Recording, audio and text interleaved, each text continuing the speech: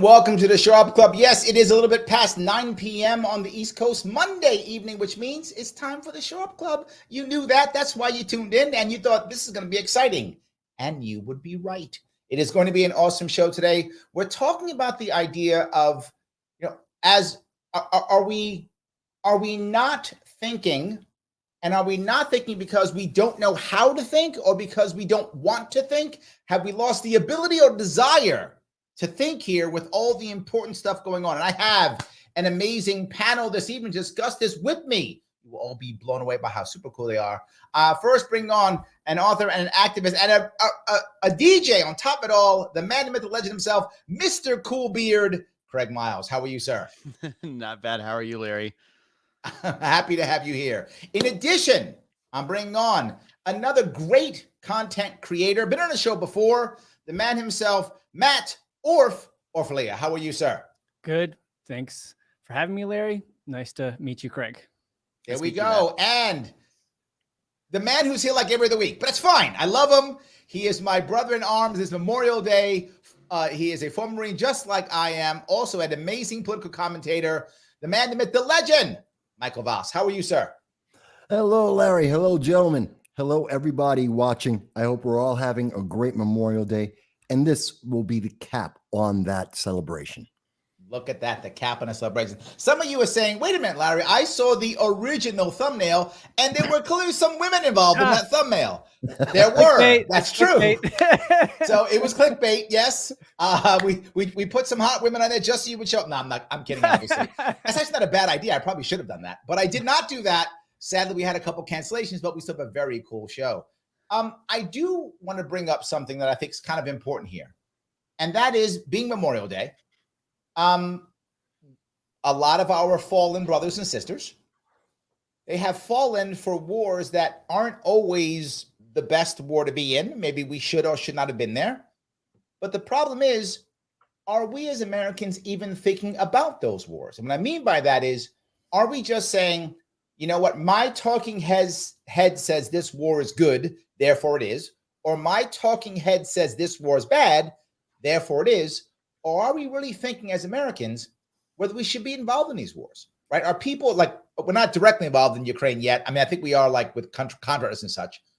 So I don't know how we're involved, but the point is, are Americans thinking at all?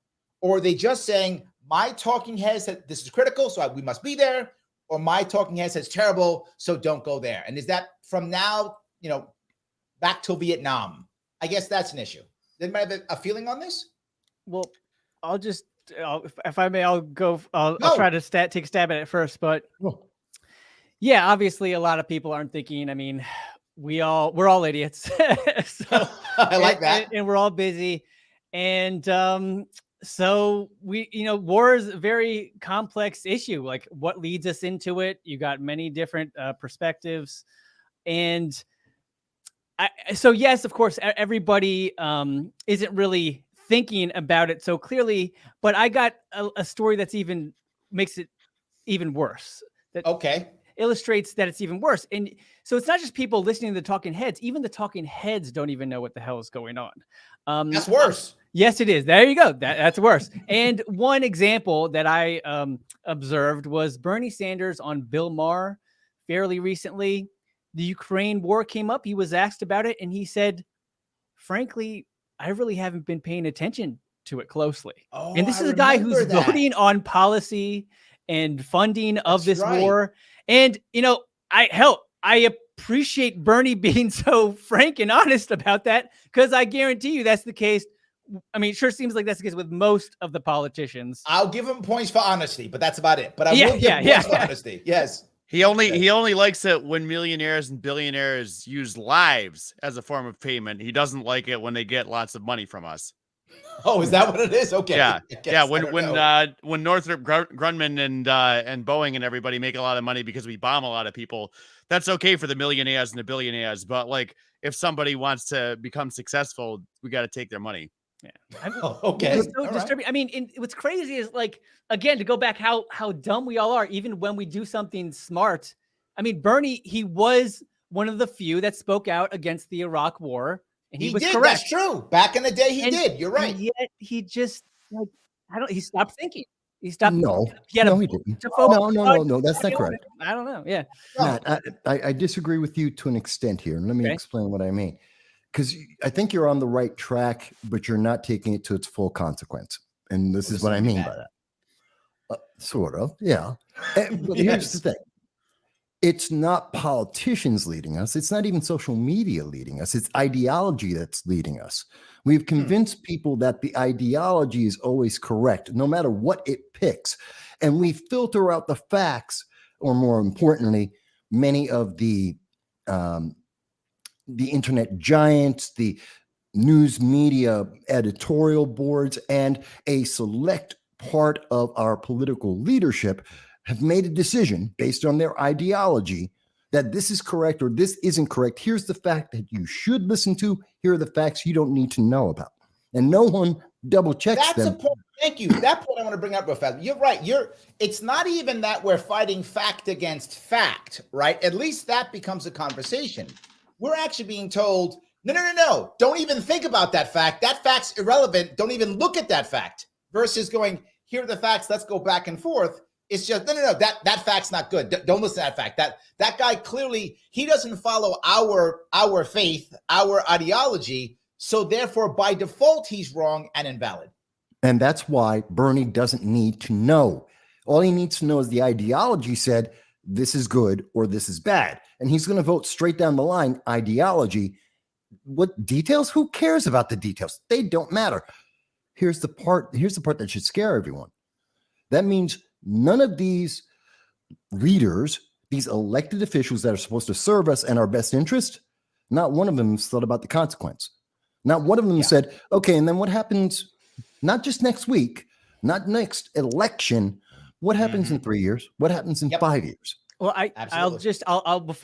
we passed on to Craig and Larry. I'll just say, I think some of them have thought about the consequence, and the consequence is, the military industrial complex isn't going to back them anymore if they don't go right along with it. Yes, that's where I was going to go. And the media is going to smear them, like you alluded to, if they don't go along with it. I think, Well, their media might smear them, right? That's the point, right? So if I go on Fox News all the time, or I go on MSNBC all the time, as long as the one that I go on is good to me, I don't care that the guys smear me, right? If I go on MSNBC, Fox can smear me all day. I don't care. If I go on Fox, MSNBC can smear me. In fact, if the opposite guys smear me, I'm actually gaining power because now I'm a defender of the bad, whatever, right? I beat up the bad guys because they're it doesn't conflict with the ideology. Right. But it's such an easy out these days. Everyone goes, it's the military complex, it's the corporations, the pharmaceuticals, it's whichever big bad guy you want. It's whether it's Pfizer or it's iPod, Apple, or it's Boeing. I'm just nodding my head. Yes, these are all bad. I'm like, yes. I'm with you, Greg. I'm like, yeah, it's true. Yes. But no, it's not true because they're opportunists. They will graft onto whatever happens because they're motivated by money. They're just an easy target. Oh, they're the rich. They're the bad guys. No, they're taking advantage of the corruption and the problem that someone else created. And they're just the easy target. And they don't care because at the end of the day, they're still getting paid. Yeah, I mean, I was not judging every member, all the millions of members of this large military industrial. Well, I'm not taking it that way. I'm not taking it that way. Mike's got it right there because this is what they do. If you're on the left, you blame the corporations. If you're on the right, you blame the big government. They're the same bad guys. They're working together. They're the same bad guys. They literally are. They go and they have a job with whatever the Department of Defense, and then they become the CEO of Boeing and, the FDA. They go and they work for Monsanto or something. They go back and forth. They get jobs. If they get booted out of one place, they say, okay, see ya, I'll be back in 8 years. It's all the same bad people. It's all the same system, but they're able to keep you divided and distracted and Yeah, but blaming one hold on. part of it. Let's be clear about this. If someone was listening to us right now and they were one of those people on the left and right, they would go, yes, but then they would go, but they would agree with us, but they have a really big but. And the but would be, but the other guys are so evil that I have to, right? Whatever there is, right? That's their That's they would ideology. agree with what you're saying, but that's right, yes. And that's my point. Kaiwan brings up something I want to bring this up real fast. He says, what do you think about people who say that Trump is worse than Hitler? Kind of nuts, right? And I'm watching Glenn Greenwald episode right now, right? Yeah. And my point is, even if you don't like Trump, I understand lots of people don't like Trump. I get that. Lots of people don't like Trump. I totally understand that. But to even imagine that he's worse than Hitler, clearly, no matter what you think about Trump, he's not worse than Hitler, regardless of your views on him. He's not worse than Hitler. But when they say that and people nod their heads, I feel like, I guess I'm just validating what you're saying, Michael. I think people just go to, yes, because we've made him the devil. Therefore, we can call him any evil name that we want to.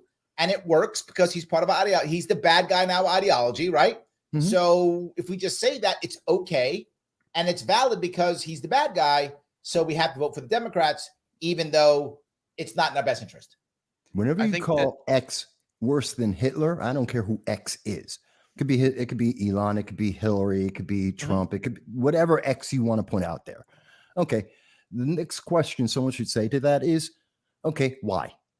What? Yeah. How did they create war? How did they eliminate or attempt to genocide a religion or a people? Please give me the details of the tens of millions of people they have killed.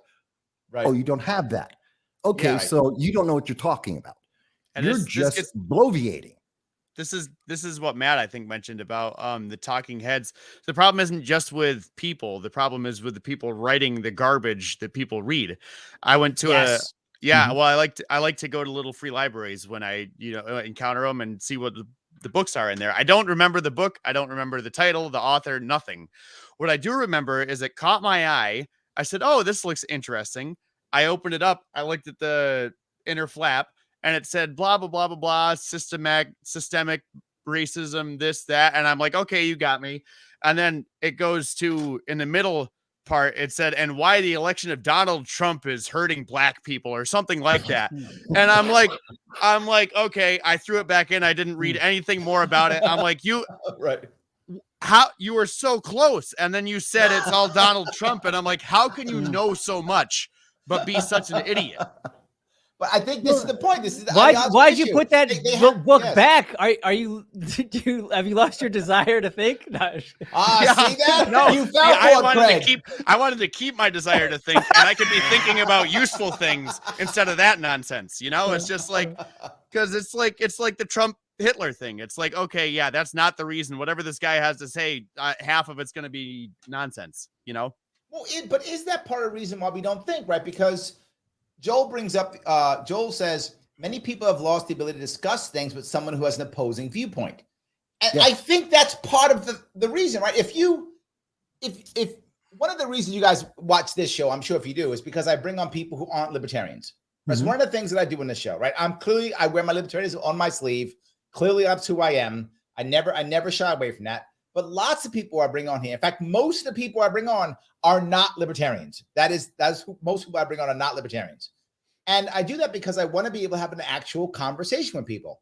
And is that part of why we're not thinking anymore and that we're not challenged, right? If I'm not challenging someone, then there's no need to think, right? If I just go, yes, Craig, let us both exactly agree on everything, We don't have to think. Let's just nod for each other all day. Right. And if you look at I'd even say most podcasts, most podcasts are 2 or 3 people who think exactly the same way, talking about exactly the same thing.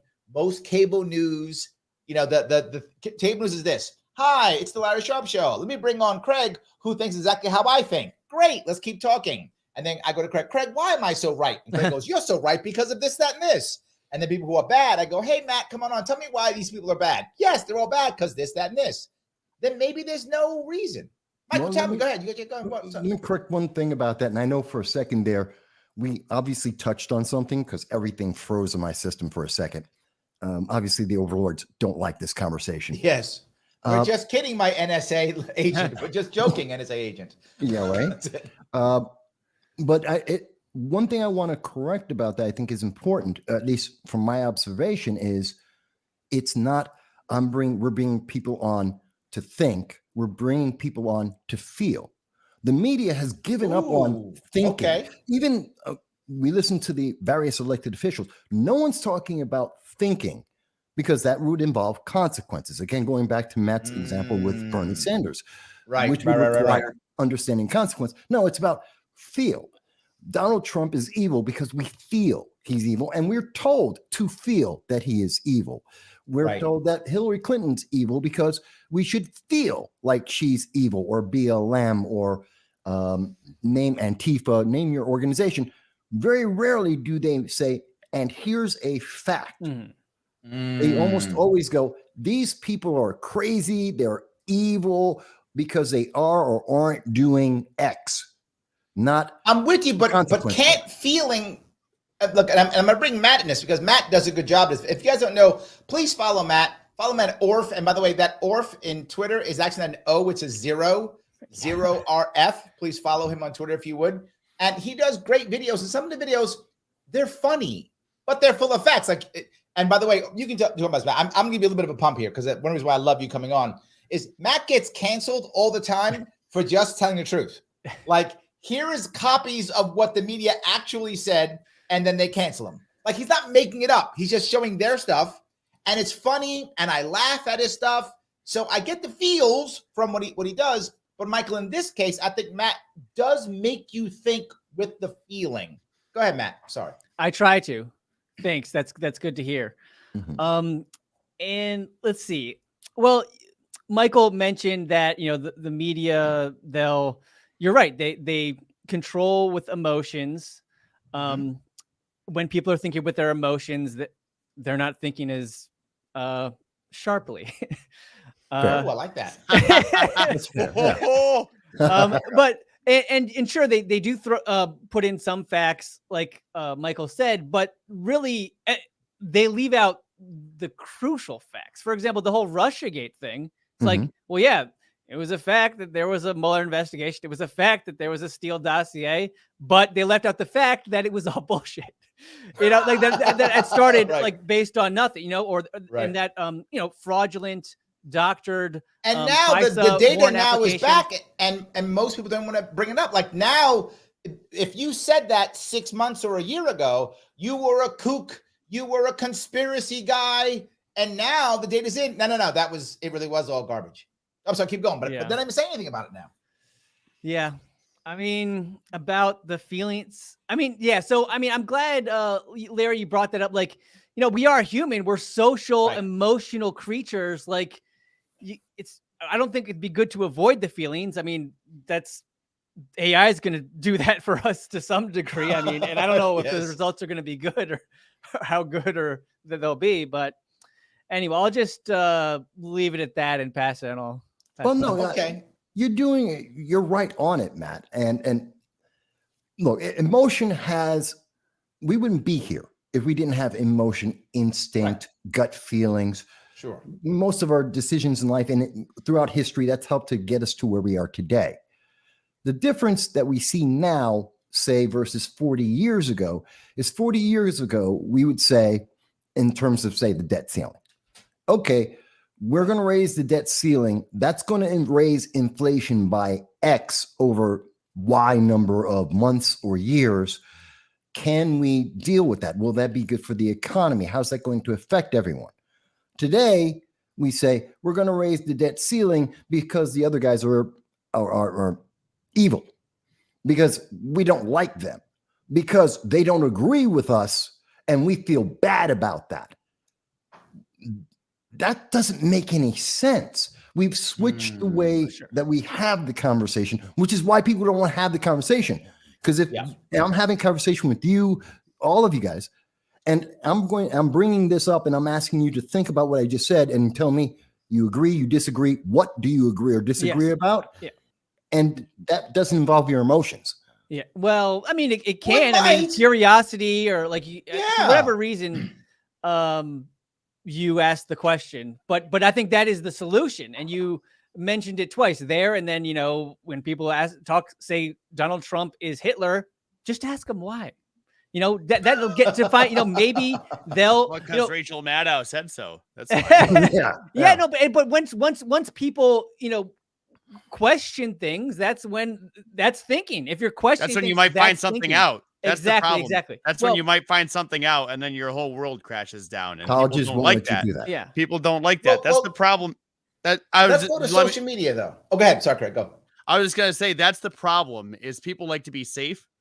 And people like to think that their world is safe and that they understand their world and that they know their lives and all these things. And so they will try very, very hard not to have that disturbed, not to have that idea that they have about their tribe or about their innate goodness because they did the thing with the whatever. When they find out, wait a minute, these things that I've thought I was doing for 30 years that I thought were great things or that my tribe said so, I thought I was being a good person. I thought I was wonderful. Now you have to realize I was wrong. And maybe bad things happened because of it. And right? maybe my talking heads were wrong too. Maybe it was all wrong.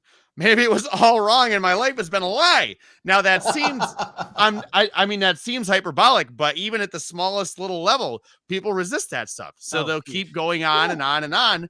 And it makes you extra angry. Yeah. Yep. But see, the good news is the solution really is simple. It really is simple. You ask questions now, but again, now it's hard because people don't want to ask themselves questions because they want to protect their illusion. Yeah. Once you die once, though, it becomes much easier, which is why all these kooky fringe people. It's 100% correct. Once you realize it happened with me with the military industrial complex, with wars, with I grew up in a conservative house, and war was good. President Bush is great, 9/11, blah, whatever. So, but then, and I hated Edward Snowden.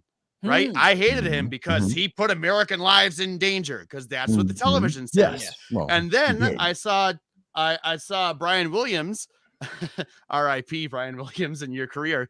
But before he was found out to be a lying sack of garbage, he interviewed Edward Snowden, and Edward Snowden told a story. And I said, wait a minute, what? This was not what I was told.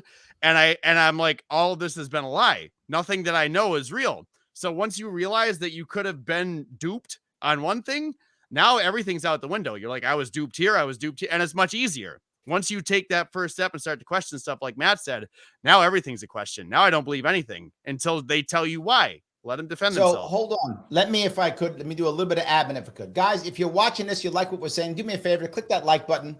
I have to get past Mr. Go Rhythm. Algorithm. I got to get past him. So please click that like button so I can get past him. He's really a nudge. He keeps me down. He's the man. Mr. Go Rhythm, Mr. Man. Let's get past the man. Click those like buttons. It does matter. It's really important. If you're watching this on Twitter right now, help me out by retweeting this as we speak. Stop looking at me. Click the retweet button. That's important. I know I'm good looking, but that's okay. Click the retweet button anyway. If you want your chat to get to the front, you can super chat me on Louder Show YouTube if you want to. That's always good. But more importantly, these three guys here are giving us some love. So why don't we give them some love and follow them? You can follow them at the Twitter that I put there and also at the description. All of them also have the YouTube page, their websites. I put those in the descriptions also. But please follow the three gentlemen. Give them some love. They're giving us some love. It's very good if you could do that. I would appreciate it. If you want to support the show directly because you love this show, I'm actually wearing a Sharpe Way shirt. You see that? I hardly ever wear one of these. I'm wearing one of these Sharpe Way shirts. I am. You head over to the patreon.com/SharpeWay. Give me $10 a month so I can keep doing this. I'll spend less time bugging the people and more time bugging you. And that's kind of what you want. I know it is. So, all right. If I could, I do want to mess with Craig if I can, because Joe says I'm looking at the beard. I just want to mess with Craig a little bit. That's all. They come for the Larry, but they stay for the beard. It's true. It's very true. It's right. Yes, absolutely true. So sorry I didn't get the memo. Yes. Yes. Matt's gonna come back. He's gonna be like, yeah, he's gonna come back next time with like that. He's gonna say, "Take that, Craig." Take that. But I want to go to the next piece though. You talk about the idea of like feeling good in the bubble. Social media, TikTok, Twitter, now the youngsters, particularly TikTok, my daughters are on TikTok every day. I mean, every day on TikTok, right? And I think most youngsters are on TikTok every day. But even they're not, if they're on Twitter or they're on Facebook or whatever is the thing that you're on, very often we find ourselves in a world where if you go against the grain, it's almost like you can lose all your friends, right? So if all my friends believe that Trump is evil and a devil, and then all of a sudden I decide, no, he's not, a lot of those people stop talking to me. And if that's my social structure and friendship, does this make things even worse? Do I actually lose friends? And is that an incentive for me to stop thinking and is that to not move or change because it will actually change my social group? I mean, it's so strong. Isn't that also a reason? The problem is worse than you're saying. The problem is worse than, yes, much worse than what you're thinking about. Okay, so you're saying that we are telling kids and we have trained them through high school, through college and social media reinforcement, entertainment reinforcement, that you're not to think. You're meant to feel and you're meant to be a cow. You are a cow, follow the crowd, do not be an individual because you're a category. That's why we have equity, because you're a category. You're not a person. And if you individualize, you will be ostracized. And people are saying, I'm so afraid of not being part of the crowd. I am so dependent on my feelings being justified and supported that I'm willing to go through any consequence and give up every right for that. My God, that is dangerous. We have slaves that are slightly smarter than cattle that are going to self-destruct, and we cannot maintain this nation like this. And by the way, it's Memorial Day. People did not bleed, die, get maimed, and have God knows how many things they have sacrificed so that the majority of our kids can be cattle and slaves. This is dangerous. I think it's even worse than what Mike said because it's not just man. What did I do?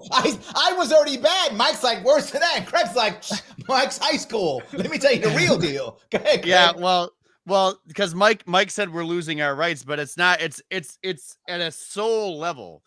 You know, people like to roll their eyes about you know, the fields or about spirituality or about whatever, right? Like you know, it's people, you're not happy if the only thing you're doing is doing all of these things because you're worried about losing these friends who you don't even like.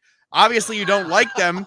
No, obviously you don't like yeah, exactly. So it's not just your rights you're losing your ability to live like a meaningful life, a true life, your true self, whatever. If you've got to lose those friends, see ya, goodbye. Like, sorry, you know, maybe it was good, maybe it changed, maybe it was never good. But all of these things, it's like, it's a rebirth, right? It's what the Buddhists say all the time. You know, it's just, you're always dying, you're always being reborn, and we stagnate. Yeah. So that's the solution. Yeah. You just don't worry about, you know, offending people that are wrong, or don't care about you. But so yeah, that's worse. Yeah, but that's the thing. Now, so what makes it worse is that worse. Everybody's getting worse. It's not so easy to do that because like we are such social human beings. I mean, like isolation is one of the biggest like killers. Like it really 100%. Affects people's health. So I mean, I'm with you, but I'm with you. I've been ostracized because of that. But I understand why most people don't. So the worst part of it though is it keeps getting worse. Well, keeps getting worse. A lot of this stuff people don't even want, but you do it because you think your friends want it. So your friends think you want this thing. You think your friends want this thing. You're both doing this thing that neither of you like or want. And if you just stop doing it, it would die, but you have to keep it going. And now nobody's happy and nobody will say they're unhappy. So it just keeps going. It's think about it. I see the kids do this. Michael says no. It's actually worse. He's like, it's worse. Of course, it's worse. I want to validate what Craig's saying. I see it in the youngsters. They self-censor themselves because they assume what they're going to say or do might be bad or might not be right for the group.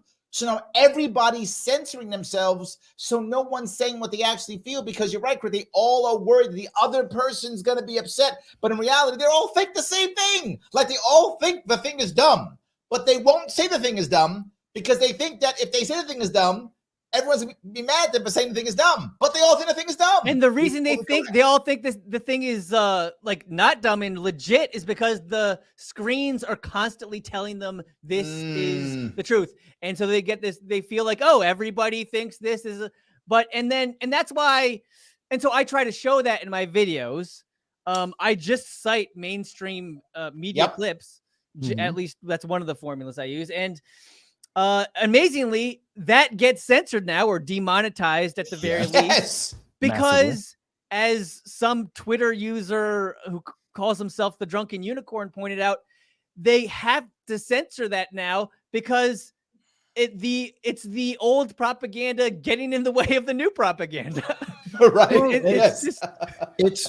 It's the fact that if we actually stop and think about it, they have taught our kids to be collectivists, to move towards socialism, to be, again, going back to equity. Equity is the exact opposite and antithesis of equality. You are a category, not an individual. You don't have individual thoughts. You have group thoughts. You have to do what the collective is saying, and the collective is being told what to feel because the media, a certain small group of elites that none of us know by name or can identify, are pushing out this message saying, well, your people think this.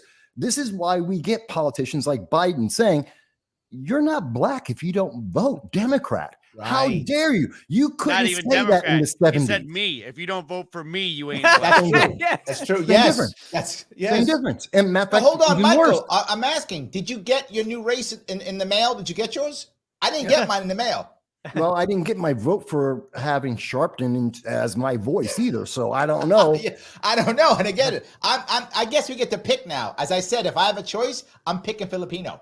I don't know. That's what I'm gonna pick. Well, I I can't be black anymore. I didn't vote for Biden, so I'm not black anymore. I'm gonna pick Filipino. I like Filipino people. They're great. I gotta clap back at Scott Coleman. He says this beard's not real. Hashtag that beard's not real.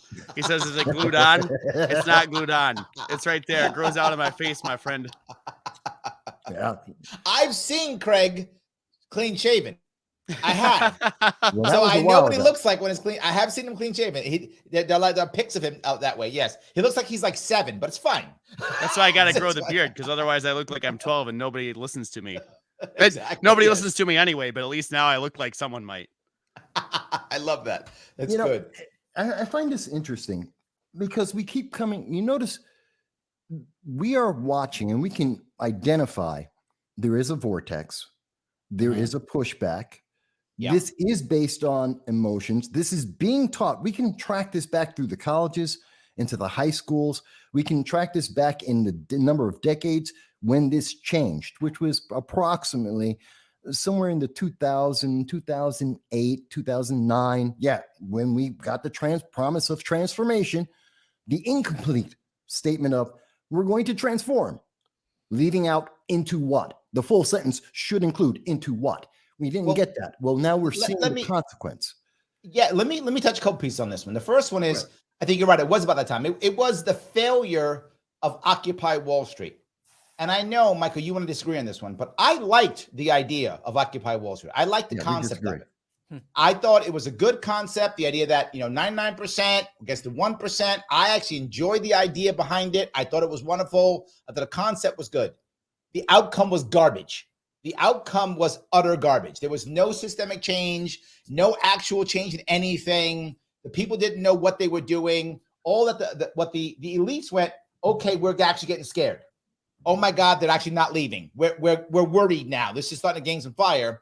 And they said, well, we want to keep all our power. I tell you what we'll do. Here's what we'll do. We'll give them some diversity training. We'll hire some black women. How about that? And they were like, oh, is that a win, guys? I guess that's a win. And Occupy Wall Street walked away because they're going to hire some gay people or something. And that was it. They went right to social culture war and actual systemic economic change, actual systemic banking change, financial change never happened. So we just went to social wars, culture war stuff. Yeah, that's what happened. Go ahead, Yeah, you Matt. went from they're like, okay, this 99%, we don't like these odds. We gotta let's make the 99%. Let's turn it into 30% black, about 50% white. This many Asians. They made everybody a category, like Michael said. Turned everyone to a category. Yeah. Well done. That's because the entire Occupy movement, which was a political movement, not a personal movement, it was engineered by far left elites. Let's be honest about it. And they had, in any group, Occupy Binghamton had 50 different organizations and there were 100 different people with 100 different ideas. Same thing in Wall Street, same thing in Seattle and every other one of them. They had no cohesive thought except we don't like things. Big deal. Yes. Who cares? Yes. Everyone does. There's lots of things people don't like. They had no purpose. They were just people letting off steam, saying, I don't like the way things are. Who cares? Which is why it was so easy to dismiss them and to move them on. The elites, the people in charge didn't care about Occupy because it was a useless movement. It had no purpose. You know what they were terrified of?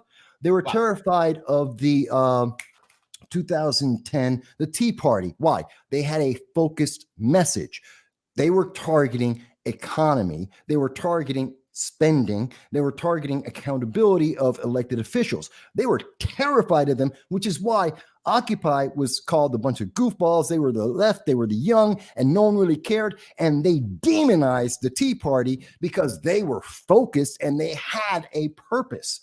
Yeah, but go ahead, Matt. I think they were afraid of Occupy, but they were able to, dismiss it and discredit it much easier because it was unfocused. Agreed. And also the Tea Party. I mean, come on, tons of crowds of people. If you get a mass of people, I mean, they can destroy. I mean, at the very least, they can destroy some shit, and they don't want that. Only if they're focused. I agree. George Floyd had a focus, and they just and Antifa and the autonomous zones, which exist to this day, which are insurrectionist zones. They violate every local, state, and federal law. They are the worst, and they always result in burning down cities, disrupting infrastructure, harming the poor, and very often death. And yet, so that's a focused group. Yes, we're worried about, anyone who pays attention is worried about that. Occupy was not that.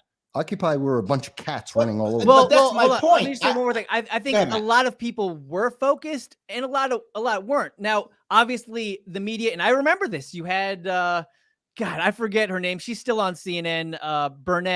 Erin Burnett, and so the talking heads were pushing that message. They're not organized. They don't have a unifying message. They're all saying different things. They don't even know why they're there. Well, sure, you can find a few people in a crowd that disagree. You can find a few kooks in the crowd, but a lot of people understood that they were getting screwed by the banks and working with the government to bail out the banks for a problem that they caused. 100%. That was affecting, the 99%. A lot of people, a big core of that movement understood that. And then you had Bernie Sanders, right? So it's the movement itself. Maybe it wasn't the ideology, right? So Occupy Wall Street, Bernie Sanders, two forks of the same, whatever you want to call it. They had to actively kill Bernie, otherwise he would have been the president, right? They had to make sure, the Democrats had to make sure, no Bernie, we gotta get rid of him. No, bad. We gotta prop up Hillary. Talking, that's 2016. I'm talking 2008, 9, and 10. I'm saying in that world. So go ahead. I'm saying it's a continuation. Maybe Michael's saying it wasn't organized, but the momentum was still there. The momentum that whatever anger didn't get focused. I think that anger's been there for a while. People believed, falsely, obviously, that Obama was going to be different, right? Obviously, he wasn't, but people believed it, right? Because he was the hope and change guy. Then they wanted Bernie because he was different. And the guys are like, this is a point that I think people might not realize. When Bernie got booted in 2016, about a third of his voters moved over to Trump. And you might say, wait a minute, that's impossible. Why? Trump and Bernie don't have the same ideology. That's true. But they were both rebels against the system. And we were looking for rebels. And whatever you might think of Hillary Clinton, if anyone actually likes her here, I don't know if anyone does, but if you do, no matter what, one thing she is clearly, she was the poster child for the establishment. That's for sure. Whatever you might think of Hillary Clinton, she is the establishment. People did not want that at all. So they went to Bernie. When the Democrat Party blew out Bernie, a lot of them went to Trump. Some just went home and said, I'm not going to vote. I don't care. I'm done. I'm out. I'm done. And then others went to actually Trump. I think we've wanted that for a long time, from 2008 at least, and probably almost to this day. We wanted someone who would, who would do something differently, right? The idea of burning something down, theoretically, not real NSA agent, theoretically. If somebody would burn something down, is something that people would, I think want and enjoy. I think my point, I guess, being, I think Occupy Wall Street's idea was a good idea. People showed up because they wanted change, but they had no idea what they were doing, no idea how to do that. They fell apart and were easily co-opted, easily pushed aside with some culture war stuff. But the culture war stuff, particularly for the left, works very well in now not giving the left anything that makes any sense for the left. I'm obviously not Democrat, but if I was Democrat, I'd want things like the codify of Roe v. Wade. I will want things like Medicare for all. I'd want things like minimum wage up to $15. I'd want all of those things. Now, the Democrats don't have to do any of that. They just play culture war and they keep Democrats pacified. Republicans, the same thing. We want to reduce the debt. They don't reduce the debt. We want to stop the wars. They don't stop the wars. They just go to culture war stuff. And then they throw culture war stuff and they don't fix it. They don't fix the border. They don't fix anything. They don't fix immigration. They just keep throwing culture war stuff at us. And since Occupy Wall Street, culture war has kept us occupied, and Republicans don't get what they want. Democrats don't get what they want. Nothing gets fixed. Because of feelings. Because you're right. Yes. There are a lot of, and this is left and right.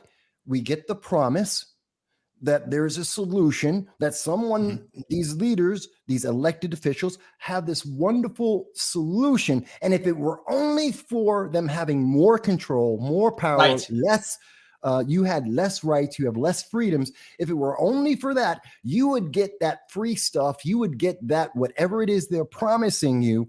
And the other guys who disagree are the bad guys. And so you should feel bad about them. Notice in this conversation, there is nothing about what are we actually talking about? What are the consequences? You want to fix immigration? Fantastic. Don't tell me everyone should have a right to walk across the border, because that's not the reality in any nation in the world. They all have rules. You can't just walk across the border. Why? Because there are consequences. But it feels good. And anyone who doesn't have the same feeling is a bad guy, and you have to hate them. We can go through all of the issues, and the right does the same thing too. I'm not absolving them.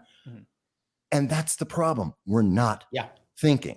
So I do want to touch the immigration thing, because it's a perfect example of the feelings, the not thinking about your consequences, and then things getting worse because you're doing stupid things because you feel good. So up here in the Northeast, in liberal land in New York State, for years we've been talking about all the racist assholes that live down in the South that hate immigrants, and they just hate brown and black people, and they just hate them. Why they don't want them here? Everyone's welcome to our city. We're not bigots. Everybody come to our city. Everybody can come. It's going to be great. Texas, Florida, they say, okay. New York, you think that's a good idea? Here, have them. New York said, New York, oh, no, wait a minute. But they didn't even try to figure it out. They said, hey, upstate, you guys look like you could use, and it's what you say every single time, Larry. Every bad, garbage, ridiculous idea that starts in New York City always ends up polluting everywhere else. And it 100%. Happened here. And now we have arguments up here in upstate New York, and all the counties. They're all declaring states of emergency because New York City talked shit for 15 years. And then when they were asked to make good on their promise, they said, actually, we didn't really mean that. We're going to send them all upstate. You guys take care of it. Yes, absolutely. 100%. But think about how bad that is. Think about how bad it is. New York City invited They didn't just promise, they invited people 100%. to break our national law. Yep. They said, break the law, come here. It's a sanctuary city and a sanctuary state. Both the disgraced Cuomo and the idiot Hochul have said, you don't have to follow the law. Come here and we'll take care of you, spending $1 billion, $60,000 per illegal alien. When that failed, and more importantly, when they actually were told, live up to it, they said, no, it's not New York City. This is Martha Vineyard. Get the hell out. We don't want you here. And immediately started shipping them to anywhere else that no one ever asked them for. But let's think about this. It's not just that. It's the NAACP saying black people shouldn't go. They're banning a state, the state of Florida, because the NAACP feels bad because they don't like something.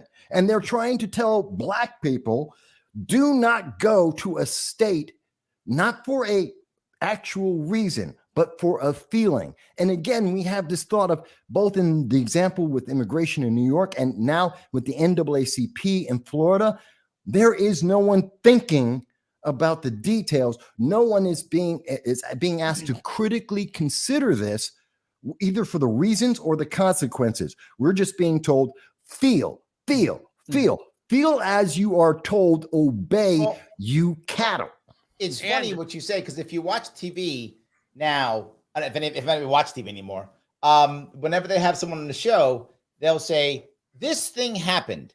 And then they'll literally say, for reaction, we have someone.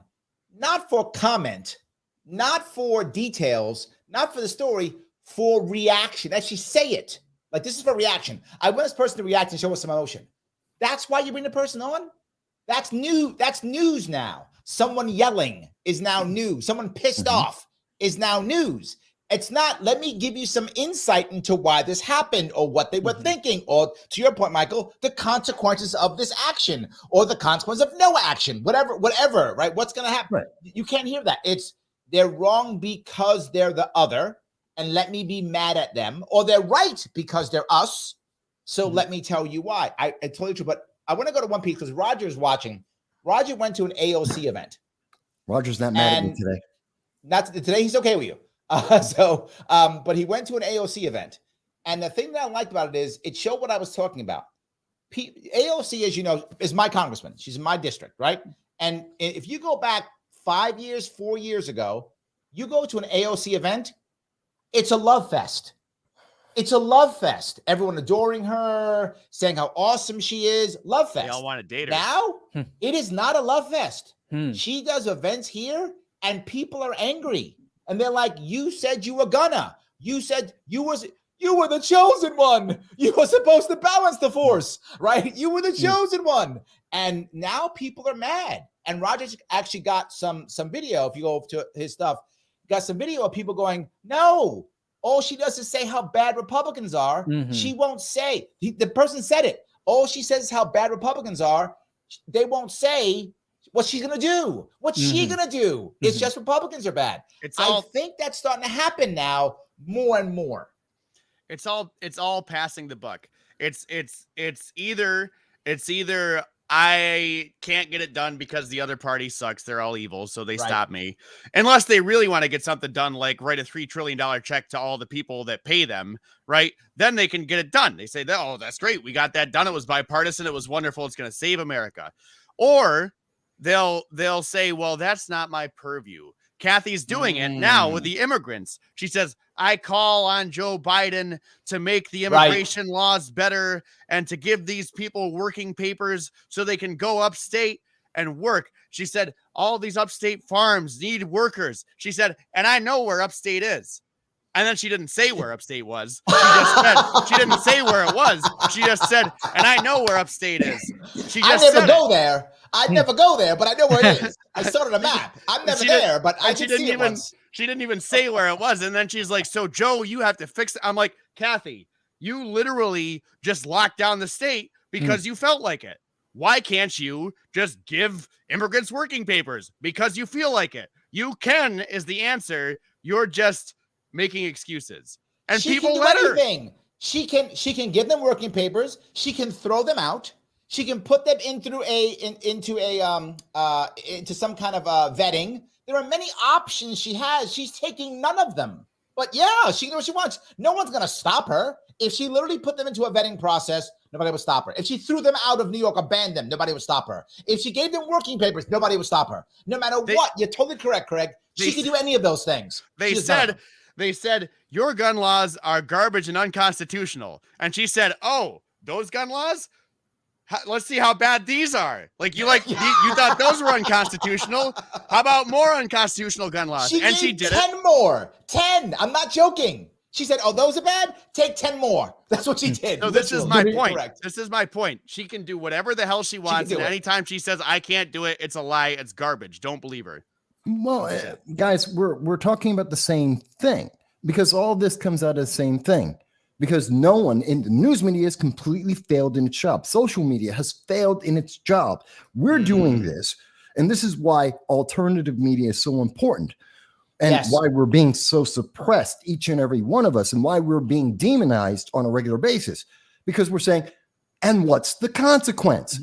I mean, I hate the Democratic progressive ideology on immigration. I hate the gun law, the gun ban ideology. I hate, but I will have that conversation, and I am more than willing to have that debate and to go through the consequences of it, and maybe make a compromise here and there. Maybe depends on the discussion, but at least I'm willing to have it, and we can have that debate. We can go through the good, the bad, and try and figure out what's at least maybe a middle ground. They're not doing that. They're saying, feel this. And we're programming our kids. This is exactly what the 1930s Hitler Youth were told to do. You obey. You do this. You feel this way about those who are in charge, those who are your betters, telling you this is the answer. You obey. You do not question it. You do not think about it. You just do. And that's the danger we are in, which is why I am so terrified about our freedoms. Let's go. Okay, Matt, go. I just want to say, I mean, I agree with what you just said there. I mean, that's huge. We know, like having a discussion, asking questions, we identified as a solution. And I just want, although I will point out, like, we are also like arguing like they're crazy, like they're the crazy. I think we even fell into, you just mentioned, like, you compared them to Hitler, like ourselves, like youth. Hitler youth. Okay. A program of learning. Okay, that's good. I'm like curious, like, what are the solutions to this? So we've identified the problems of the media, the screens, the lowering focus. How do we fix it? I think it's the schools. I was going to go to the schools, but go ahead, Craig. I'm sorry.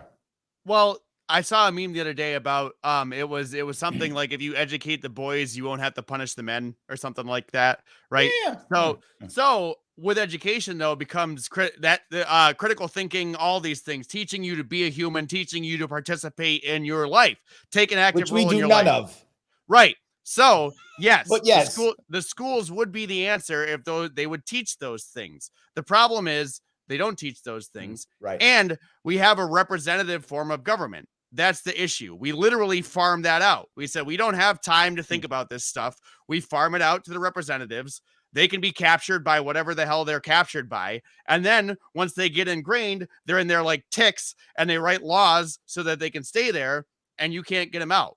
And the only way to fix— one of the reasons why I like the idea of having ballot initiatives. Ballot initiatives are not perfect. There will be bad ones. There'll be mistakes. There absolutely will be bad ones, and people do dumb things.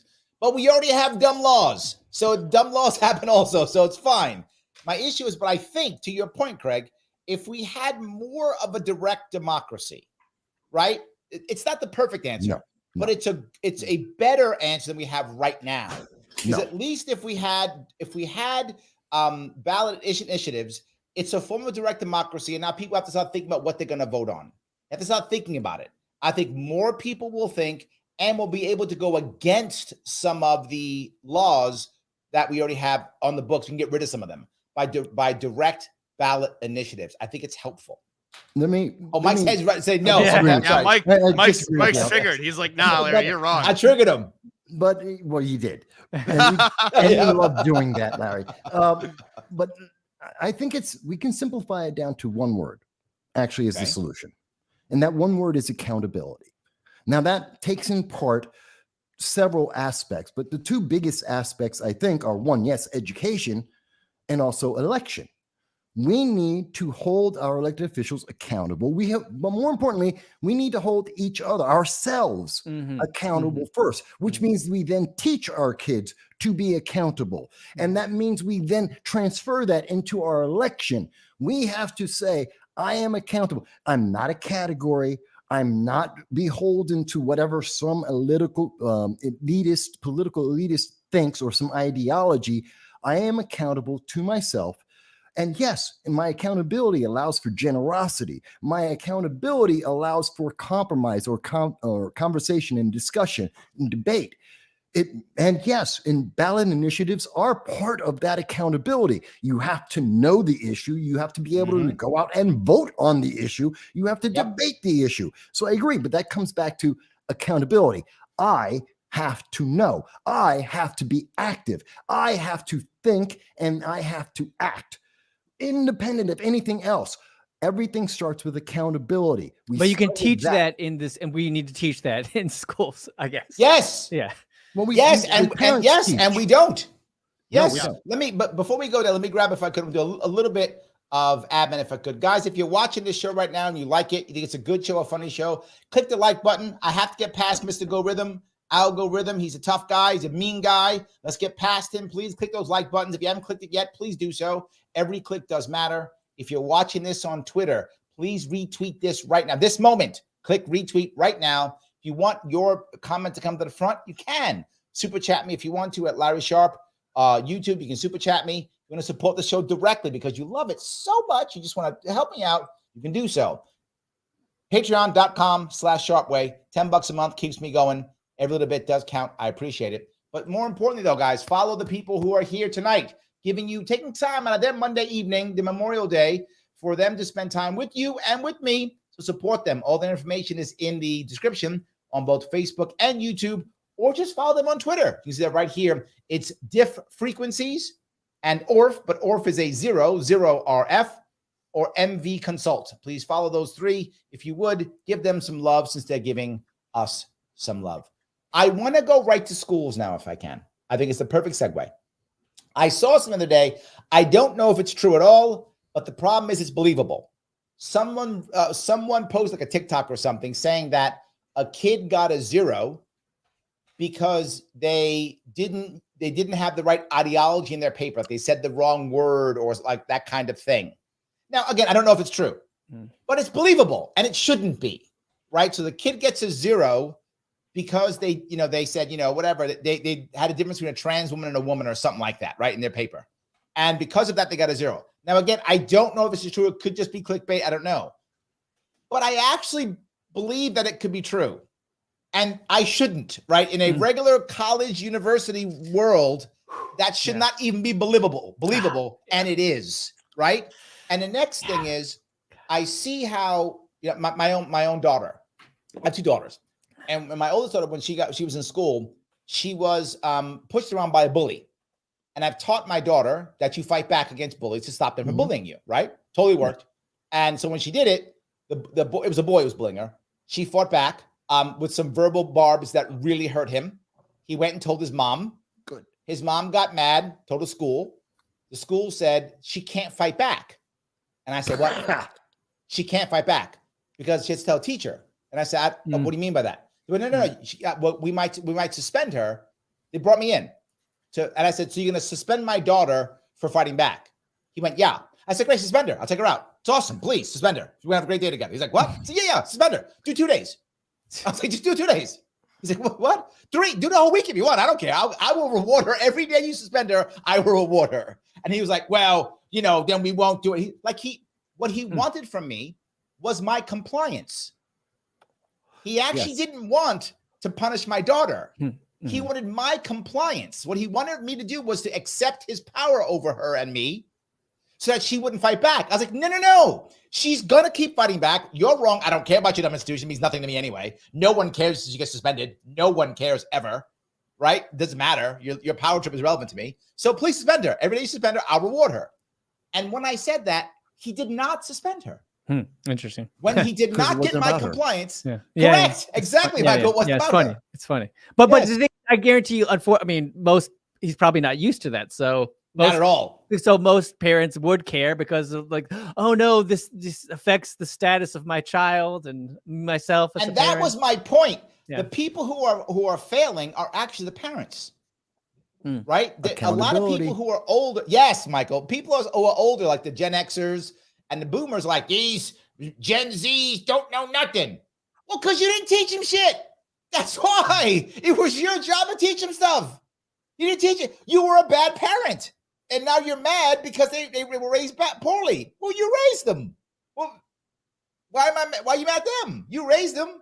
I don't know. Am I wrong? It wasn't their job to raise them, Larry. That's why we pay taxes, so the schools can teach them something. Thank you. Yes. And that's my point. The whole point is the parents have walked away and they think it's the government's job to educate our kids. What's that old saying? If you send your kids to be educated by a Roman, why would you be shocked if they support the Romans or whatever it is? That old thing from like back in the day. Yeah. But this is the long-term consequence of not being accountable, of being a category and not an individual. And again, this goes back even further than 2008, but we started it really being materialized, focused in a tangible way in front of us when we started going into let's transform America. Then came in 2015 the BLM movement, and we saw the rise of Antifa and and then we saw the rise of the autonomous zones. And we're not calling out any of these things. And instead, we're told to blindly affirm, which has now led us to the point where we're talking about when we have the trans issue, we're talking, and I don't mean trans people, I mean the trans politics, the political movement, which says blindly affirm. And when you blindly affirm, that doesn't stop at trans. It goes to everything in your life. Blindly affirm the jab, blindly affirm going to war and going into the Ukraine, blindly affirm leaving 30,000 Americans in Afghanistan, Ukraine, and Sudan, 10,000 people per year. This is the third year in a row we have abandoned Americans and forgot they exist. This is what happens with blind affirmation, which is the direct consequence of not being accountable for us first, and therefore from that, schools, our children, our government. That's why I say we have to be accountable. And a lot of people go, well, Mike, that's just very conservative. That's not a bad thing. Well, I wouldn't say it's conservative at all. Accountability, to label something like accountability with a political ideology is silly. Accountability. I am not, I guess, because it's just silly to me to say something as universal as accountability is a political ideology is just silly. I mean, was Socrates a Democrat? Like, was he a Republican? Like, it's a universal idea. It's a principle that's like one of the first principles that was ever thought of. And you're going to say, oh, it's a conservative ideology. It all comes down to what I said about the representative government, which wouldn't be a bad thing if it was just in your town and they got to do whatever they got to do. And then you said, hey, Councilman Mike, that was a really stupid thing you did. Watch yourself, right? Mike says, oh, the townspeople are upset. They live next to me. Maybe I'd better care a little bit more about what they think. But AOC can come in from DC, yes, where she's going and she's getting tickets to the Met Gala. She's getting designer dresses. She's getting all this shit. She's got to go talk to the TikTok makeup videos. She's got to go talk to the plebes for a minute, throw them some steak or whatever. But it's not even steak. It's like the renderings of the guts from the cows or some stuff. And then they get angry. They say, this is shit. You didn't even put it in a hot dog. What is this? And she says, eat it, peasant. And what do? You eat it. You can't do anything else. So go ahead, Matt. You were going to say something. Oh yeah. Well, just going off of Michael's great, blind affirmation rant, and just to connect it to how we started, this is like, yeah. And it all starts with we train kids to explain go along with this blind affirmation in a school essay and get a 0, or else they'll get a 0 on it. And I actually, it's crazy, but I actually had an experience like that. I took a class. It was called The Consuming Century. And it's about how, just the industrialization and commercialization of the American economy. And, it was very, it was a big critique on capitalism. It was a good critique. It was a good critique. But I was like, all right, I heard all that. I don't want to fucking just regurgitate all that shit. And I was like, so I wrote an essay about, my final essay. It was like, I was trying to argue, like, look, here's some good capitalists. Here's some positive things that have happened from capitalism. How dare you, man? I know, and how do you think I was great? How do you think I was graded? Well, anyway, I did not do well. I did not get a good grade. It's interesting to me that the class that told you that consumerism was a bad thing was angry when you didn't consume what it tried to shove down your throat. Exactly. I got to tell you, when I went to college in the 90s, early 90s, when I went to college, late 80s, early 90s, I went to college. And I had an issue back then even. And most people don't know this. I loved Dungeons and Dragons, particularly when I was a kid. Loved it, played it all the time. So I wrote I wrote one essay with my true feelings. I got hammered. I was like, never again. Every essay I ever wrote was on Dungeons and Dragons because none of the teachers knew what Dungeons and Dragons was. So they could never use their ideology on me ever. I still remember my final was whether or not you should keep a half ogre in your campaign for a player character. I remember that. And they had no way of knowing what I did. So at that point, I got all A's. I actually ended with like a 3.8 GPA because I stopped writing about ending politicals. I did nothing but Dungeons and Dragons is all I did for all my stuff. Well, that's great. You had a good teacher now. So, yes, that's right. That's right. Now there's a problem now in Dungeons and Dragons now. Now they won't put races anymore. Put half races because it's racist now. Oh wow. Yeah. All right, well, we all got an explanation for the dragon in Michael's frame. I guess I was like, oh, and we learned it. It came out. Tell me the dragon for a reason. There we go. Well, I wanted to. Well, fuck, I forgot what I was gonna say. Go ahead. I think this is. Again, these things come back to accountability. It comes back to blind affirmation. It comes back to feeling, not thinking. And these are the things that are being emphasized throughout our society. And people need to stop and really think about this because the consequences, and that's one of the big things I always, Larry, you've known this, we've talked about it many times.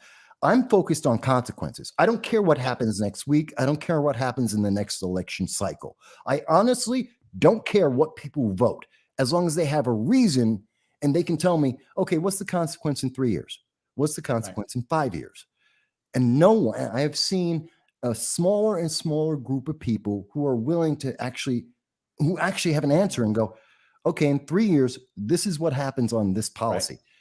They can't do it. No, they're only worried about this next election. We got to get the Dems out. Got to get the Republicans out. We can't let Trump win. Can't let socialists win. That's all they care about. All the consequences be damned because every election is the most important election of our time. Every election is the most important one ever, and the world's going to end if we don't get this thing. I completely agree. We're not looking at consequences. We're looking at just the next election cycle. That's it. And then we then forget the last one. Like we don't remember the last election cycle. It's not just the new one. We don't remember what happened 3 months ago. I mean, again, partly because they're censoring it, at least in my video. But they are censoring it. You're right, Matt. They are. Yes. I'm excluding us, but I mean, the majority of people, this is Memorial Day. We are remembering the people that gave the most. At the same time, at this moment, you can go to CNN, MSNBC, Fox News. You go to your mainstream major media. You will not find one article anywhere. I bet there is no one else on YouTube right now, or at least very, very hard to find one or two who are about to say, and we forgot about 30,000 Americans. How can we celebrate Memorial Day and not remember we have, under the Biden-Harris administration, under the last 3 years, We have thrown 30,000 people under a bus. ISIS and Al-Qaeda is confirmed to have captured at least 100 to 200 Americans that we abandoned. We know that for a fact. We were promised there were 100 people there. We know that at least 5,000 are over there. We know 10,000 are in the Ukraine. He went on with Lester Holt on NBC and said to the American people, we're going to abandon them and their children. We have the Sudan 2 weeks ago, 15,000 that were left behind, and it's Memorial Day, and not one politician, not one major news media has the balls to say, oh, I remember there are those Americans. Why? There is no accountability. There is no critical thinking. There is no one who is willing to stand up and say, I don't care if you ostracize me. Call me an ist and a phobe. I could care less. Go get those Americans. Do not hold your head high until we know they're home. I think there are I'm people. passionate about You're that. one of them. Unfortunately, you're they're not. Those people get filtered out of the White House Yes, we press do. corps. Yes. Yes. And like Well, all I of think- us do. I Yeah. think I think it's an uncomfortable thing to think about war. Yes. Obviously, too. it's an uncomfortable thing, and especially when wars are bullshit, like all the ones that we've been in the past 100 years. When you Mhm. draw attention to Mike's shaking his head. No, Maybe 100 not years all goes of them. back to World War II. Right? Yeah, that's okay. Not 100, 86 years. Well, Sorry. no.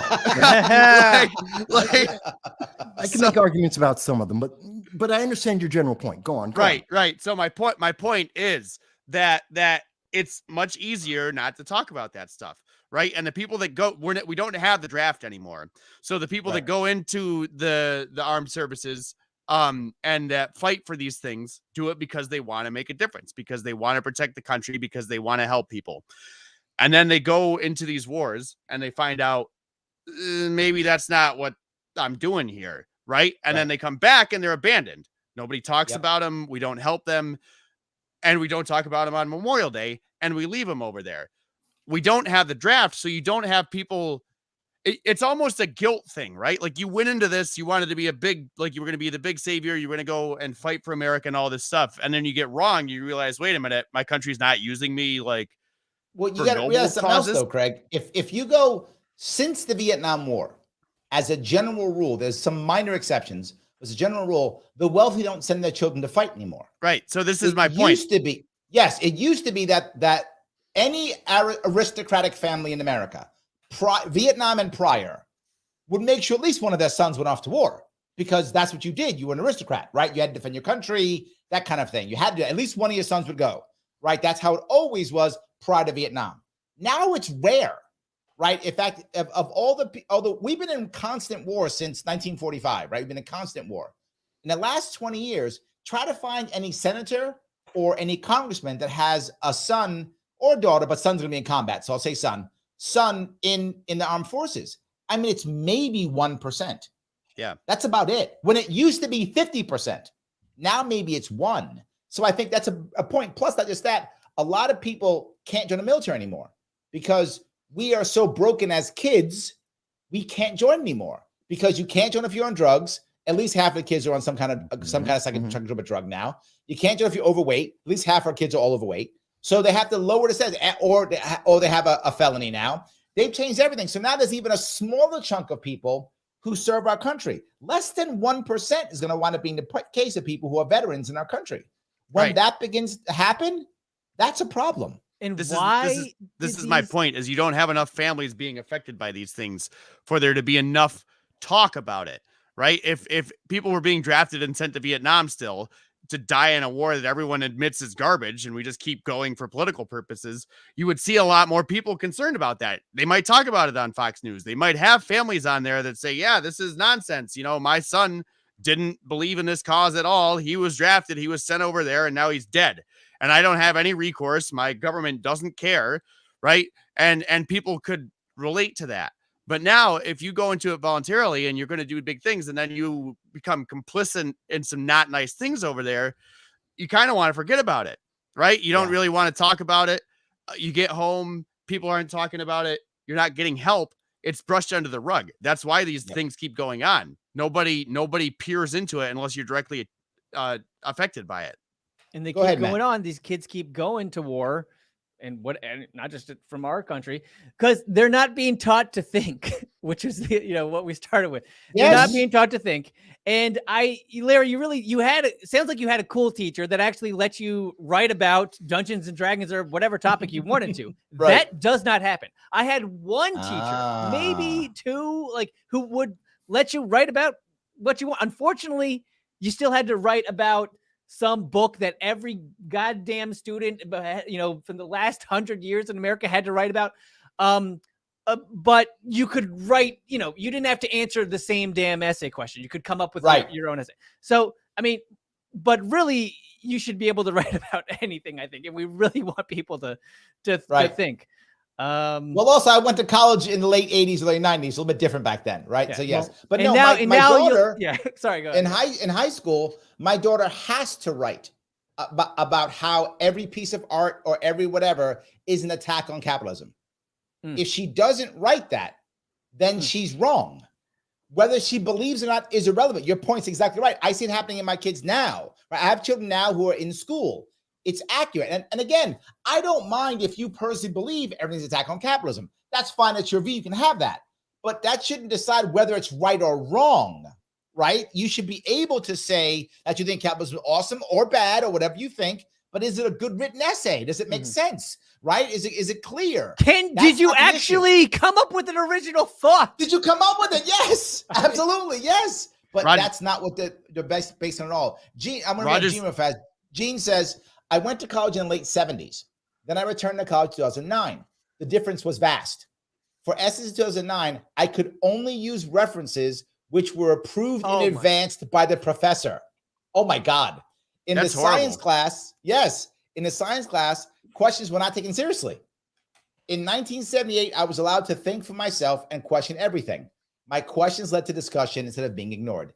Yes, Gene is correct, because I went to college in the late 80s and I'm watching my daughters go through high school and college now, and she's exactly correct. It's way different. Roger called me out here, and this is I wanted to touch on too when we got into the college discussion here, right? About how it's garbage. So Roger brings up the point about kids joining the military because they need the money to go to college. 100% right. No, that's absolutely true. No. It's true. No. I've seen people do it. And I know that they advertise. I know they literally advertise because I've seen the advertisements. 100%. Yes. But so whether that's most of them or not, that is a thing. No, but it can be both. It can be both, right? So, but let me think Craig is correct and Roger's correct. Yeah. It can be both. Yeah. So I agree. I think it is both. And the worst part is now they've sold their soul and they're getting a shit education like that, where it's like, hey, go and fight for this cause that we've deemed necessary in Ukraine. Come back and now you can only think the approved things in this education that we told you was important. And then when you think the approved things and you get the thing and you go out into society, nobody cares that you got the thing. So it was all meaningless. And then we wonder why everyone's miserable. Okay. Yes. No, push back. Let me push back a little bit. I'm surprised you're pushing back, Mike. That's not like you.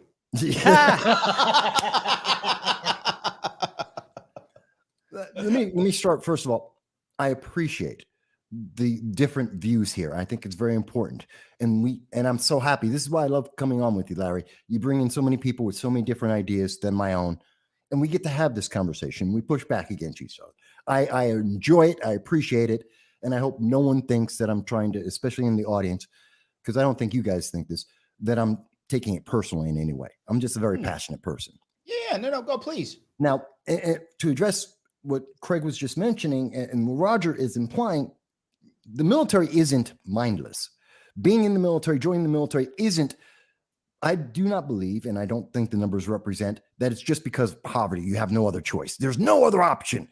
And that's why we're seeing less and less people join the military. It is, in large part, a motivation because of love of country.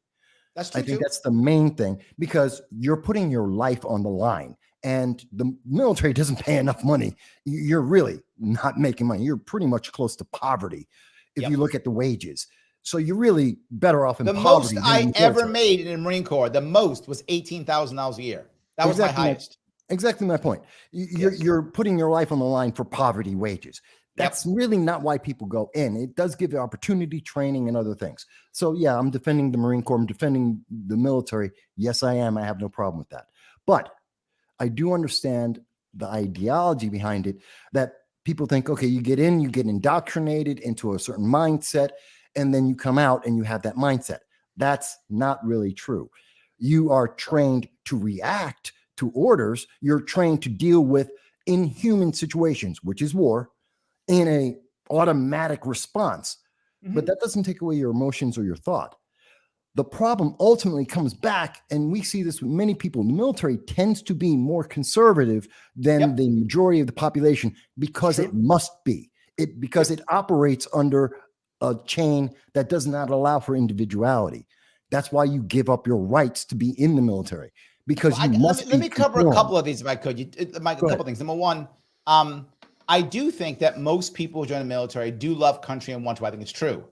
And I think many of them think, what else can I do? I can get some money for college. That's what I thought, right? I wanted to join the Marine Corps, but I got my college degree when I was in the Marine Corps. That's why I joined the Marine Corps in 1985. That's when I got my college degree in the 80s when I was in the Marine Corps. So I did. So I think that's true. But I think it can be both. But the second part about being conservative, I think it has to be. I think you're right. But remember, naval forces are always more conservative than land forces. People don't always realize that. The Navy and the Marine Corps are going to be more conservative than the Army and the Air Force. Just the way it is, because naval forces are always built upon tradition, where land forces are built upon conscription, which is why there's always a difference between the two. So you will always have more conservatism in that area. But the individual piece, I actually would say that the military, particularly the place like the Marine Corps, French Foreign Legion, Navy SEALs, there is a combination. It is an individual strength to support the collective voluntarily. So I think that is why I think when you have veterans coming into, if you can get your veteran population to move into a capitalist society, you will have a better capitalist society. Because capitalism is very often based upon an individual going forward for a one event, for a one thing, for a one-time hit, for that deal. Where military members often want to do the big hit for everybody, for the whole unit. Now let me bring that back to the topic at hand.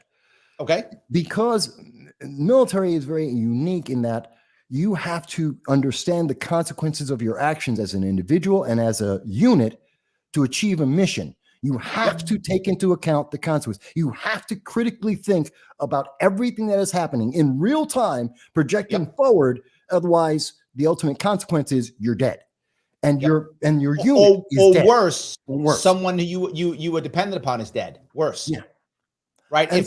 And what people don't realize, why so many Marines aren't as scared of death, believe it or not, because once I'm dead, my mission's over. Yeah.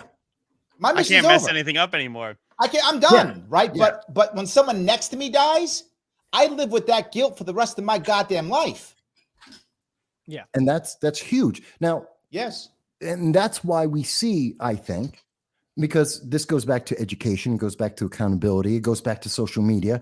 That's why we see our military demonized so much, because we have individuals who have been trained to be accountable individually and as a unit towards a mission. Now, when they take that out of the military, bring it back into life, and we have a horrible transition from going from military service back to civilian 100%. Life. I know, Larry, you know, it is horrible, especially even worse for those who have been in active combat. And oh my God, combat we need to do so much more about that. Yep, 100%. But when you have those individuals, they tend to excel the moment they have the opportunity to be in a mission-driven opportunity, whether that's a job as a manager or creating a business, whatever it may be. Yeah. And that is an infection. Think of it from the opposite side. That's an infection. That's not obeying. That's not just living off of emotion. That is something that will challenge you. They will critically think. They will ask you questions. They will demand, what is the consequence of this? And say, here's what I think of the consequence. Am I wrong? Tell me how. Right, give me a justification. Let me get Matt's chomping at the bit. Let me get Matt in here. Go ahead, Matt. Well, I mean, yeah, Michael's point about how you doesn't make sense to have you train an army to be, thinking critically and philosophizing, when they're going to be in facing, gunfire. Oh God, yes, you do. So that obviously makes sense. Mhm. But just a thought I had is, we want that the media and those in cahoots with the media, the elites, they want to put us all in this state of fear as if we're in the battlefield constantly. We gets to us through social media. The algorithm knows that what enrages us the most is what gets our attention the most. Yep. And so while that mindset is essential on the battlefield, and yet they're using the same techniques the same training really through the media to condition us all to be terrified of the other. We've hit on all of it, whether it's Trump, Bernie Sanders, socialism, COVID certainly. And I mean, well, let me go to that piece if I could, because this will shift into the last piece, which is, the idea of Google, the idea of AI, all these things, right? I remember when I was in the Marine Corps, again, this is the late 80s, and I was in artillery, and I was also a surveyor, and I was also a forward observer. And one of the things they taught us when we go out to figure out how to fire the big guns, which is what I was a fire arrest controlman at that point, they actually had us bring out trigonometry books. I'm not joking. And slide rules. I'm not joking. Trigonometry and slide rules. Because we had computers that would do it. But what happens if the computer went down? What if there was an EMP blast? Would have ran out of power? We still got to fire. The war goes on regardless of what happens. There's no timeout in war. We're firing our guns no matter what the hell happens. EMP blast, nuclear war, we're fighting no matter what, doesn't matter. So they taught us to fight in any piece. So we literally had to have red flashlights and slide rules and trigonometry books to make sure we could fire our weapons. If everything went down, we're firing our weapons. Why do I say that? Because while we use technology, and military uses lots of technology, we were still taught how to still fight without it. Like we still were able to function with no technology. That's what we were taught how to do. I worry that our kids aren't taught that at all. And maybe they should be, maybe they should. But does that stop us from thinking? In other words, when one of the things you find in the Marine Corps, others too, but having the Marine Corps, is new ideas, right? One thing I bring up often, for those of you who have been in the military, you may notice that when you put a gas mask on, for those of you who don't know, there's a little tube where you can drink water through the tube in the gas mask. That actually came from a Marine. Prior to that, you have to take your gas mask off, drink, put it back on, and blow and clear all the gas back out. That's how you used to do it, to drink water. But now that happened from Marine actually said, this is stupid, let's fix it, right? Because we always think how to fix things. We've got to move things forward. I feel like now kids just go, it's on Google, so it's good, why bother? AI can do it, Chat GPT can do it, so why bother? Is this hurting us, meaning that now we're not thinking, or is this helping us in that now it jogs us to think, or now we don't have to know so much because the computer knows better? I don't know. What do you guys think? Two things. Back to the vets and leaving them behind and not thinking, and then I'll go into the AI. Okay. So we already do this where we don't think, where we have a system that's set up and it's the system and it doesn't matter what's new. It doesn't matter what's helpful. It doesn't matter. The system is the system. That's how we treat it. That's how we're going to do it. We do it with veterans. I read a book. It's called The Body Keeps the Score. It's a halfway popular book. And they talk about all these, it seems like voodoo treatments for PTSD and stuff like this.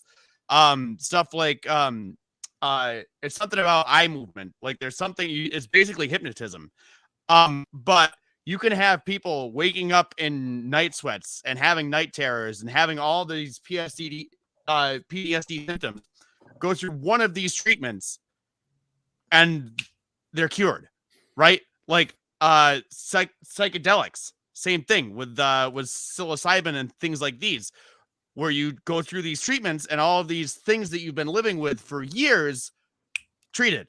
This vet doesn't have PTSD anymore. And now maybe those aren't the norm, but the point is that's not what the VA says we can use. we're not allowed to use those things. Oh, God. That's where you're going. I was wondering where you're going with this. Okay, yeah, that's where you're going. It took me a minute, right? But so okay.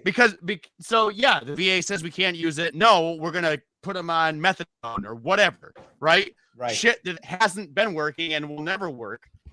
And the VA says, no, that's not the system. So I think if we use AI in that way, that's going to break us. If we use AI where it's just a system where we just put stuff in, it spits stuff out, we say, okay, yeah, that's cool. We don't question it. That's where AI is going to mess things up.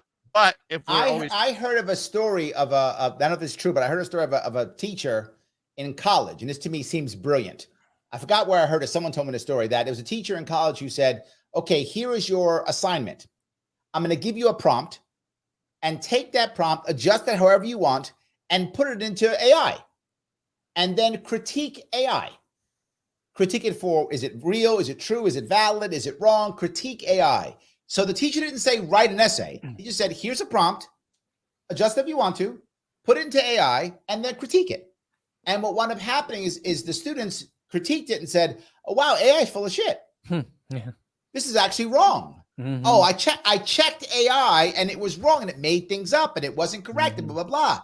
And in my view, that was a brilliant way of using AI. It actually taught the students to critically think versus just write me an essay on blah, blah, blah. They use Chat GPT and then edit it and give it to them. This said, no, I know you're going to use it. So now use it in a smart way to stop thinking. That to me was brilliant. I think we use it that way, Craig. I think we're rocking and rolling then. Well, what happens when you get the AI to critique the AI, right? Like you assume that the kid did that and that they didn't just say, okay, AI, critique that. Well, here's a bigger problem with the AI. AIs are only as smart and only give you the output that the programmer put in. There's a bias. Right now, there's an AI called Gipper, which is right-leaning. ChatGTP is left-leaning. And you can put in the same question side by side. I actually did this, believe it or not. I'm in both search engines. Didn't even know it. Surprised me. Someone else did the search for me, and I was like, oh my God. And then you can look side by side on the two things they're saying about me or many different individuals, left, right, or otherwise. And you'll be amazed by the difference in the wording and the things they cite side by side. So the problem is AI is only a reinforcement of the ideology that's already there. And that's the problem. Because just like Joel mentioned, you see kids today, let the computers go down in your grocery store. Kids don't know how to give you change. They don't know how to cook today. How many times have we heard, oh, what's the big deal about farms? The food's right down at the store and I will have someone deliver it to me. We have stopped. Who needs farms? The food is in the grocery store. So many stupid farmers. And here's the thing. We have the biggest question that faces us today about thinking is, what's the consequence we have already put in place?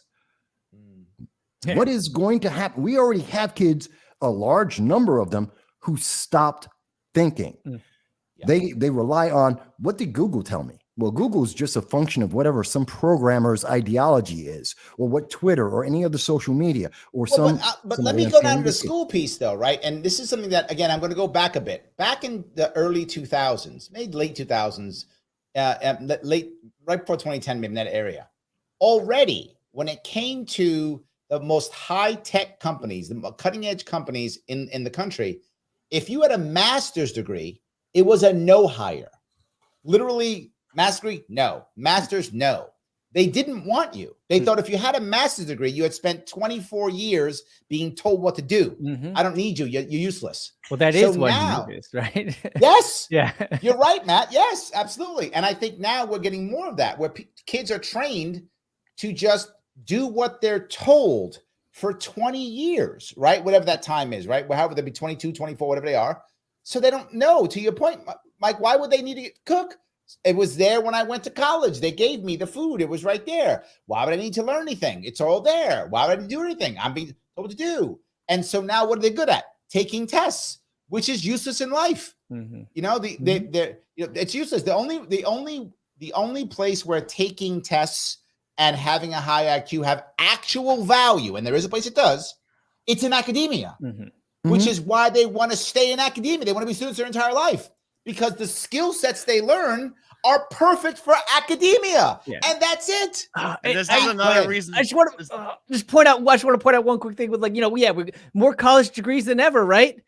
And if you remember, like, I think one of the most important things is everyone needs to understand they're an idiot. That's the first step of thinking. You need to question yourself. And the only thing, and with everyone getting a college degree, right? with all these college degrees, we're training people to think that they're freaking smart, and they're just not that smart. We're not that smart.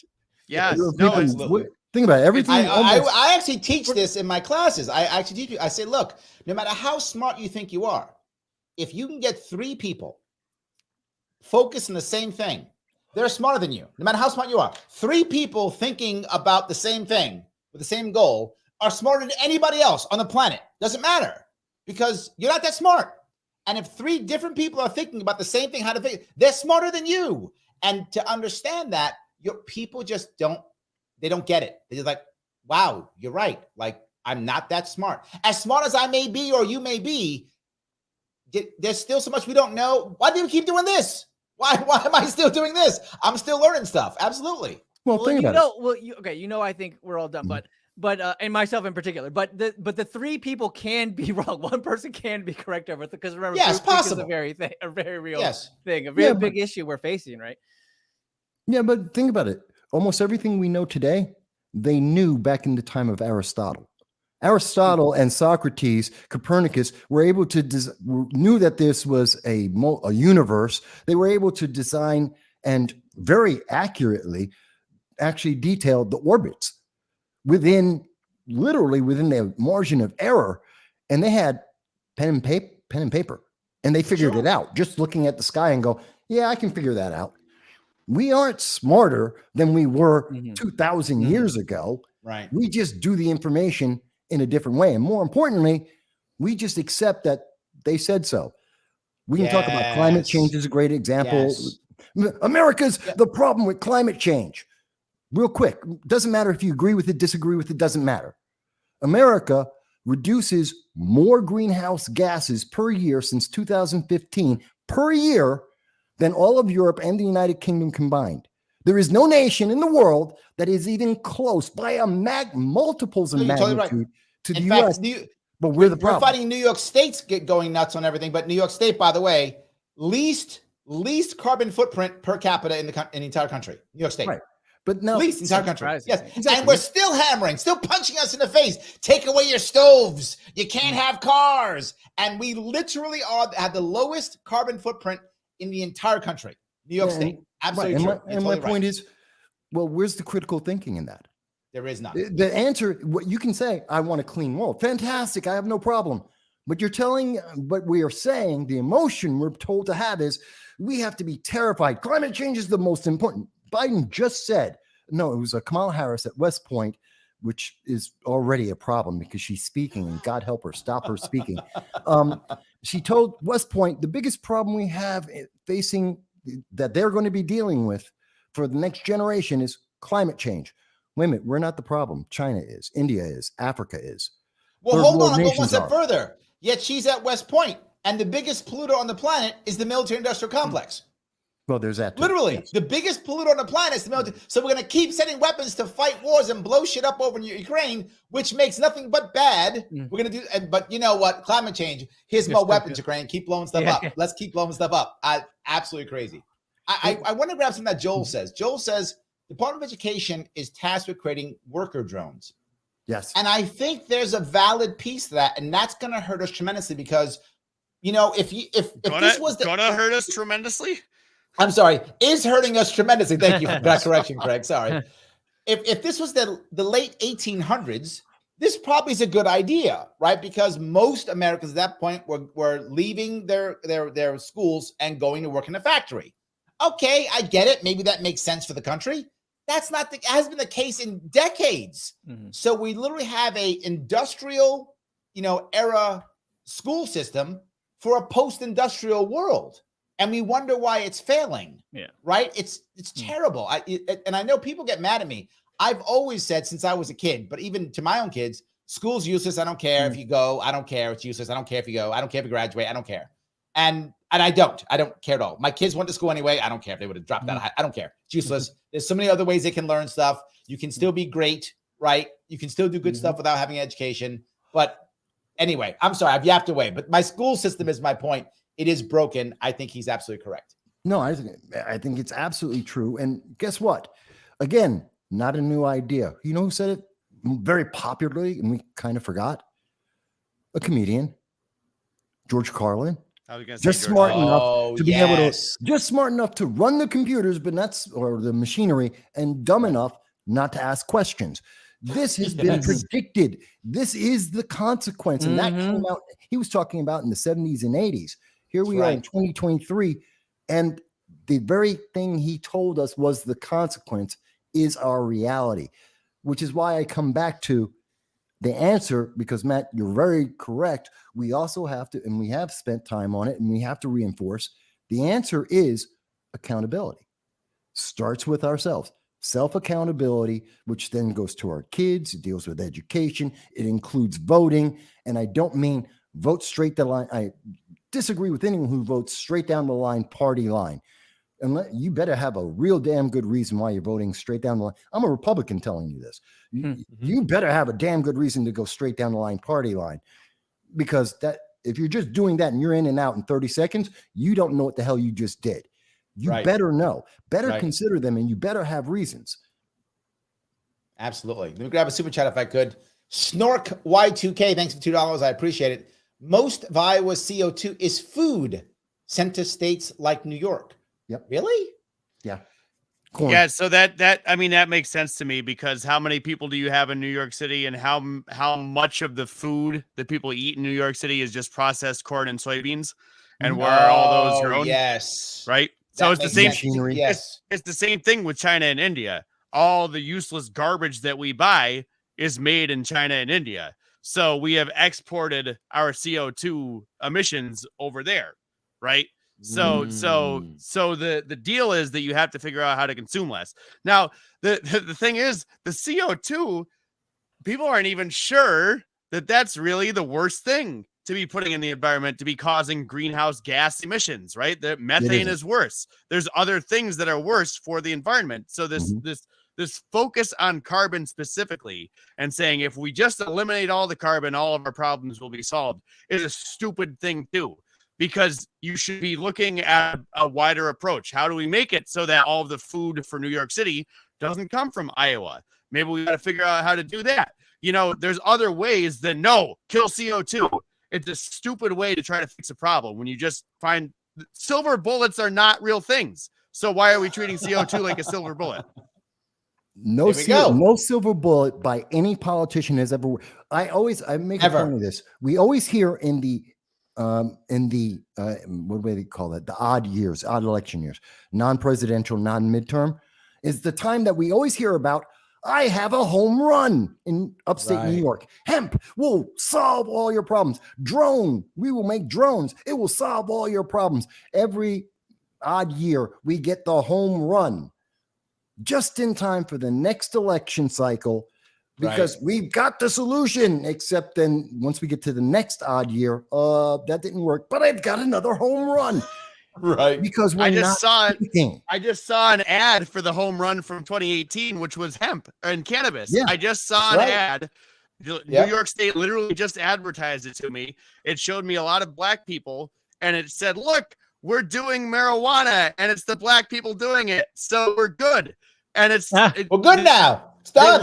They literally said it. They're like, yes, we're targeting marginalized communities by letting them sell the weed, which they've always been doing. But now we make them pay for a permit.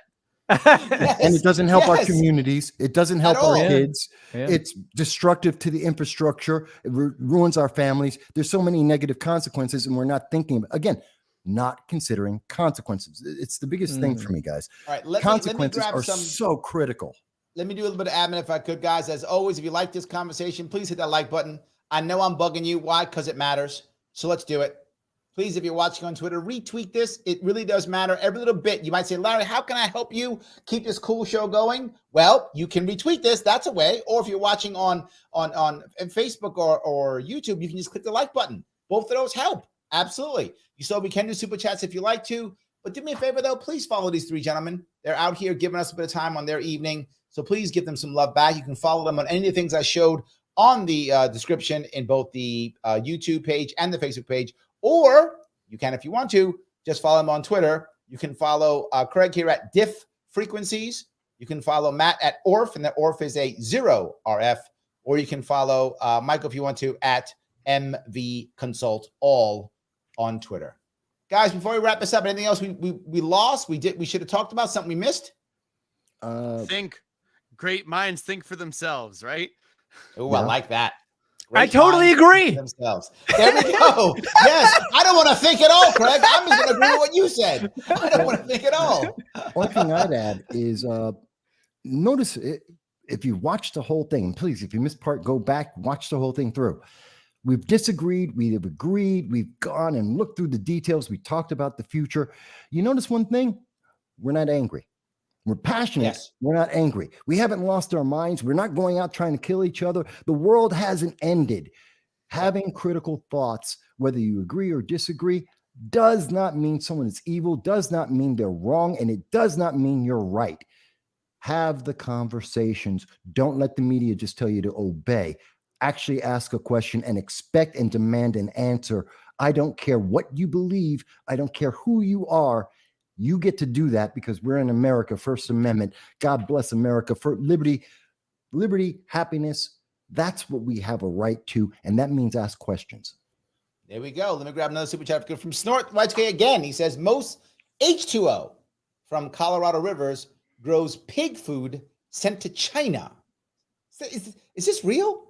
That sounds crazy. I'm sure. I don't know it for a fact. It's but totally believable. Yeah, I'm sure it is. That's the whole water crisis, which, by the way, was the biggest deal ever until California got extra snow this year. And then they said, oh, it's all fixed.